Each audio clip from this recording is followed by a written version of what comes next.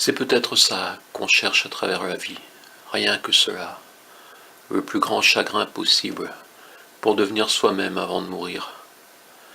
Liberté, j'ignorais tant de toi, c'est ouvert page 168.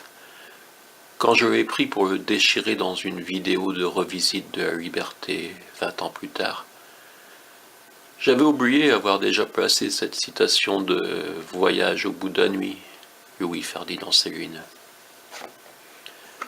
Quelques jours plus tôt, j'avais balancé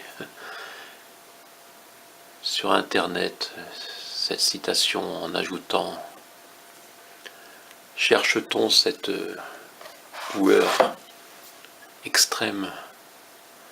Parfois, elle nous tombe dessus. Durant des années,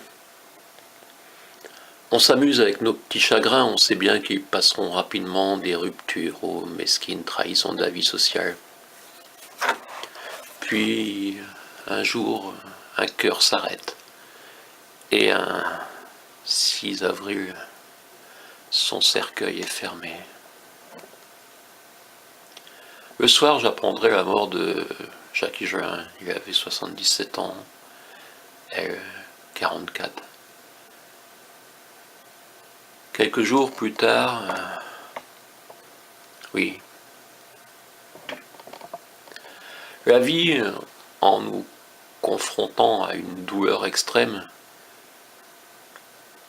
ce qui ne peut pas, ne doit pas arriver, nous interdit toutes les petites tricheries que l'on s'accorde pour ne pas voir en face notre condition humaine, et peut-être, oui, ainsi devient-on soi-même avant de mourir. On voudrait alors avoir le temps de revivre, le temps de vivre, après s'être débarrassé de toutes les inutilités avec lesquelles on construit les barreaux de notre vie. Quand on a compris, il est bien souvent trop tard. C'est aussi ce que j'ai lu dans ton regard. Tu avais tout compris. Tu es parti en ayant tout, ou presque tout compris, qui pourrait avoir la prétention de tout comprendre. Et c'est aussi ce qui te donnait cette envie de vivre, cette force de tenir malgré tout, malgré cette maladie dont on ne revient pas. Tu as vu ce qui aurait pu être, devenir soi-même avant de mourir.